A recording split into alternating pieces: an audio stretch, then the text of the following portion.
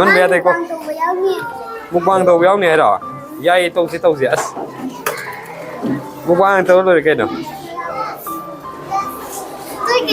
YouTuber ค่อยฟิวเจอร์ YouTuber นี่เนี่ยก็ตัวละมุกบางกัน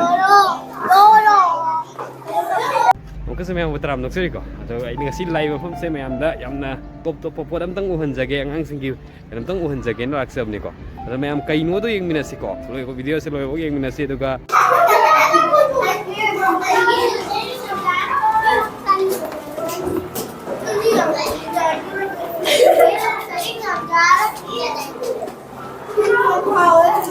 Karena TV ni nak cai tu ba? Mai TV ni, nak TV ni kena cai apa? Mana sagra? Oh, mereka ni share stamina ba? Oh, stamina dulu sudah kan? Okay, kai pula ini apa sih nak? Yang mana berspirit benon dah, juga. Kai pilih biscuit. Apa benar respirit? Oh, respirit benon dah. Lo share tu lagi dah ba? Ais mikro ni kan miau le. Tan biri ba?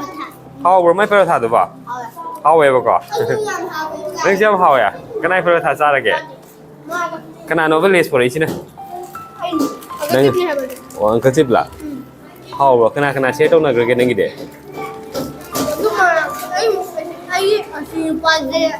Mami khang dah pernah mana? Jadi sini lupa hai tu ba.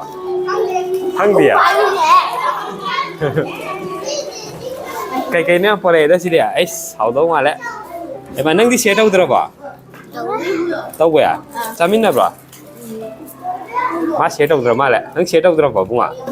Tahu ya? How bro mai sih? Kai cai no. Samsul how bro. Neng share tahu tu apa? Tahu ya? Masak jangan nusi kai mingkau ke? Okay. Hai, share tahu nanti malah nak. Kiki kesulitan ini kena kiki ngusu ba? Ha? Lagi pagi. How bro? Kiki how bro? Đấy, cây vô khăn khăn lên nữa được à? Ấy, tân hậu mà đấy, diêm tôi đã xây chỉ hậu rồi.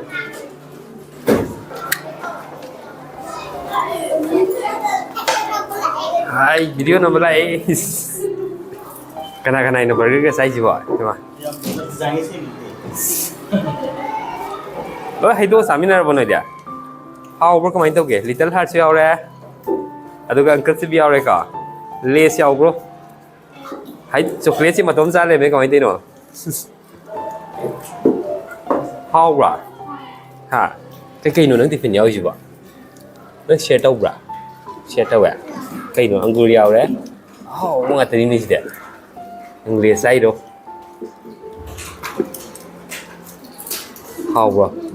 Kenapa happy deh itu pinjam? Apa mana? Share tahu terus mana? Tahu apa? Friend yang tahu ya? Oh isa bro. Awak have berapa mana tahu muda? Ayah. Okay. Somehow orang tahu mana ni sih? Mimi sih party mah tu selalu di rumah ini kah?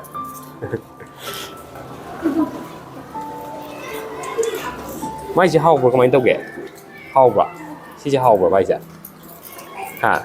Samina bro ni mana? Ngồi đó mà đấy, cái miếng câu kìa không? Thì phim giá với lời đấy này. How bro kemain tahu ke? Không đi sih đi.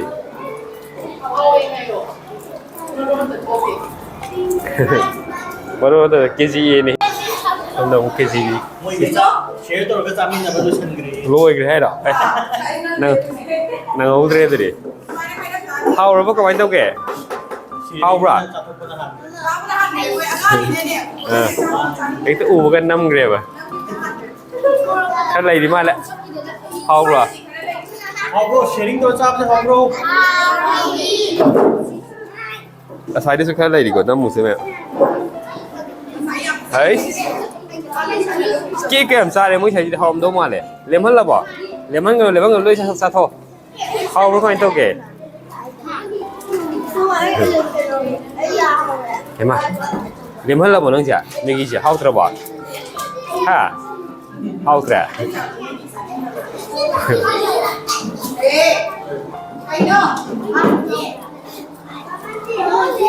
Ôi lemon bé deco lấy cho thôi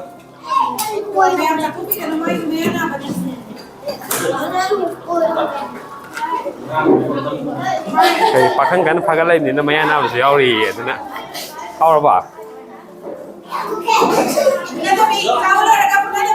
Giri Samsung sih kau kan Ais Yang besar selesai ni kita Wow Yang hào đúng mà lẽ Luôn quan hệ này chính với cái đầu xèo này con tuần này chế trong tôi nào hào bra hào vậy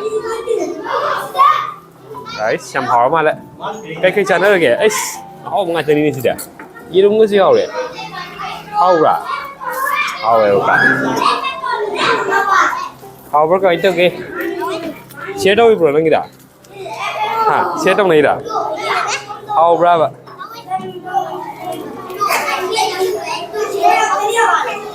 Alang này là hao rồi bà xem nó gì vậy hao nó cái đâu kì chế đông là đâu này nè lollipop chế đông đâu vậy oh hi hello lollipop tengah tengah ini dah oh ini mah pilih bà okay kamu harau rồi bà mấy ai cái đó cần phục ra nó mà là điều đó vì đâu bà má rồi phục xanh thì hay đâu ấy cái này nó biscuit chứ cô này sẽ đi gì đâu sang cái con sao luôn rồi bà xanh cái nằm xanh cái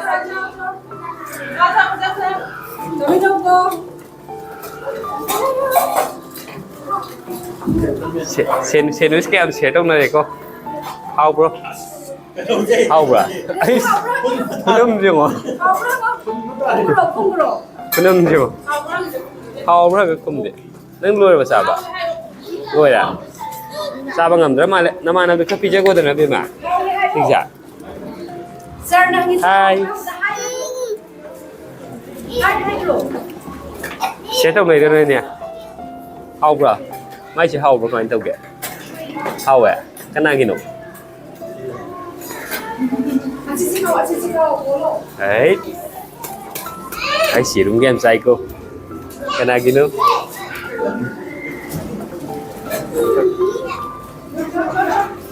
chấm này được bên này bên này chấm này bà hao rồi hao về em nè cái gì nữa chứ bộ ok vì mình giàu mà lên nâng chè biscuit chỉ đi cái nó mua được bỏ sao bà nâng đi sao ra bỏ uống sao ra bỏ sao để cái gì sao những ra bỏ sao để bỏ ô lôi ra mà lên xem nó sẽ cái này làm sao mình làm sao nè ấy cái này làm sao đi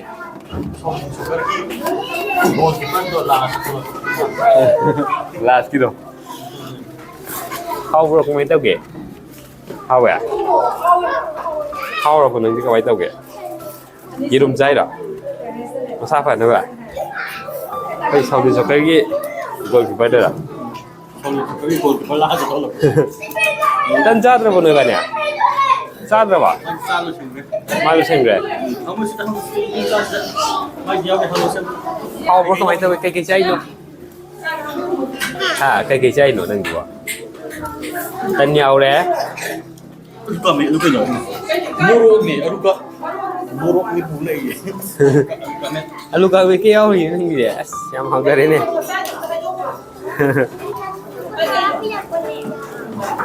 đấy họ với em xa đây cuộc xịt của mấy em sai cô họ vừa nâng đó cái nó nâng dây được mi thay cho cái gì mix mi thay đó ấy họ bằng hạt đi xí đấy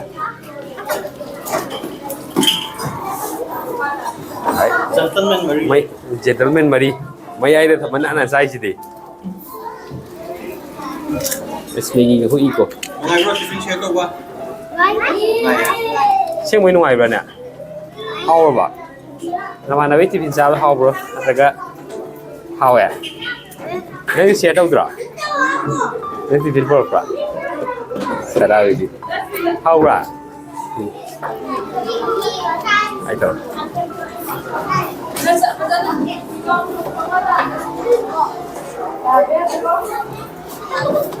Sao bữa lôi được bọn dia lôi ra mà lại cái gì cho sao cái nó đi em sao thì cái gì nó sao thu cái rồi mà mà đi lôi cái nang sao hay cơ nang sao rồi bà lemon đi cái gì rồi lemon bé đi cô mukbang tàu béo này rồi dây tàu gì mukbang tàu lôi cái nào YouTuber apa future YouTuber ni nega tu dah mukbang kan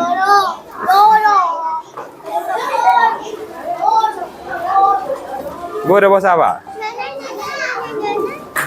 gua ada apa hah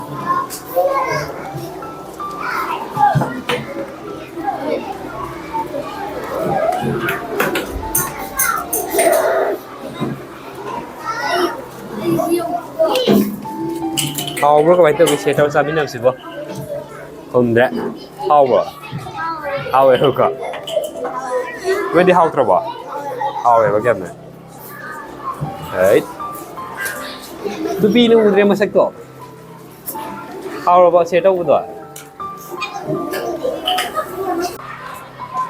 Namanya ini lagi jadi bisa kaki Kids Foundation School di campus tu ni juga apa masih ada ini yang top kaki tiffin sharing hai apa mataram bako ada tiffin sharing hai bisa kari nu hai betul ada game tang dah kaki school sih dah kaki academic coordinator punya pubidi bako kaki oza kaki trading jam kan ga kita ngwari channel tu na tiffin sharing hai program sih kari nu hai betul mayam communist.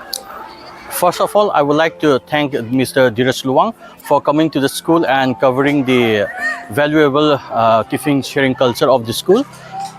Tiffin sharing day habasi akoina 2005 tagi school astagi chatharakpa hore.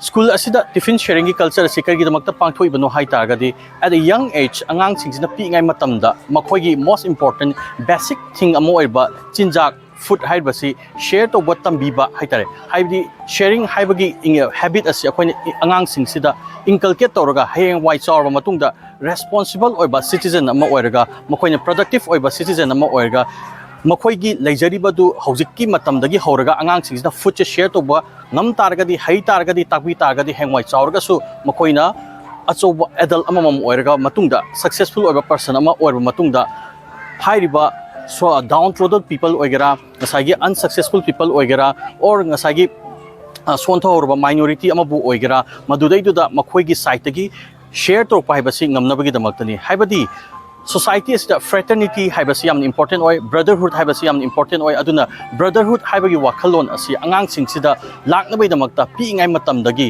makhoida sharing haibagi culture asi tiffin gi through dagi house. And you know, Dheeraj, one of the amazing instances that we find in the school is that angang amana magi tiffin siga loina na mamana bagi pura pasu yawe haitare haibadi magi do imada semalaga mamana bagi su mamada semalaga angang singsina makoi bonding to through this culture of tiffin sharing haitare so sige bonding asina future da samas asi unite with society am oiba amasung integrity leba samas am oipada mateng sauna pangdra haiba akoina chena thajai. Agang sini community ko. Tiffin sharing sa kamay to binanungay bro. Adi bin sharing ka mai ko ng yaw hem ko. Na so ko ga tiffin sharing to kamay to binanungay bro. Dum nungay ako'y manabay miyama mo sa amin na ba sharing to na ba nungay. Kay ko gi man sing chi ko. Yan nusi. Aduga Makata ba to samin na go ko ni na tra. Hoy. Aduga so kan so di na kay gumba adal ada kumatam do ko. Hoy. Adi memories le hobo. Memories do le hobo ni. Kay ko yo bi mo le. Ngai ko da. Đúng rồi. Kasi ano, nangying nga to mo ko. Ay, Mat Kay ko na kay kasi. Ay nga si ek prior support. Share to sa Sa amin eh. Cái tiffin sharing du nungai bro kamay to kay phao ge. Yan nungai. Kasi kay tiffin pork pa na dia. Saka, Ang kasi pa ya. Nang di saka kay ho ke. saka Nga pa. Sa amin na redo mo dia. How bro kamay to kay may nga thong udwa. However, kay phao ge hay din nang tiffin ga share to ba na mana na nang tiffin ga pijarak pa se. Kay phao ge ba. Nusi bra na mana se. you love your friends. Yes. ꯍꯌꯦꯡ ꯀꯥꯎꯒꯗ꯭ꯔꯣ ꯍꯌꯦꯡꯋꯥꯏ ꯆꯥꯎꯔꯀꯥꯟꯗ ꯚꯥꯏ ꯏꯕꯥꯅꯤ tiffin ꯁꯤꯌꯔ ꯇꯧꯅꯈꯤꯕꯅꯤꯗꯣ ꯀꯥꯏ ꯇꯧ ꯍꯥꯏꯕꯗꯣ ꯀꯥꯎꯗꯣꯏꯔꯕꯅꯦ ꯃꯗꯨ ꯀꯥꯎꯔꯣꯏꯀꯣ ꯑꯗꯨꯒ ꯃꯌꯥꯝꯁꯤꯗ ꯑꯩꯈꯣꯏꯒꯤ ꯃꯣꯇꯣꯗꯩ ꯀꯩꯗꯩꯀꯣ love learning live life to the fullest and they give to the world widen the child's opportunity for the highest level of great cognitive social physical emotional aesthetic growth while cultivating multiple intelligence ko the best emerging school 2019 ge award phang award ke am phangaba school ne ko ba the best school in futuristic education 2021 so phangre ado khoi gi school si ge ba top moto khar su dum lai ko ma its individual is unique with the potential for excellence which can be realized given a nurturing and caring environment tumang ne khoi gi school asina pdc adaga khoi gi Samsung ging si ko setting happy lifelong learners who will succeed in and contribute to the global community hai ko hai ba se khoi lifelong learner loin oyo hai bne khoi mi khodi muk lifelong learner oyo ai class 10 pass tawre graduation loi hai ga learning je loi da hai tare adum learn to ba ai ai environment ai learn to hai ba adugumba motive kaya ama lai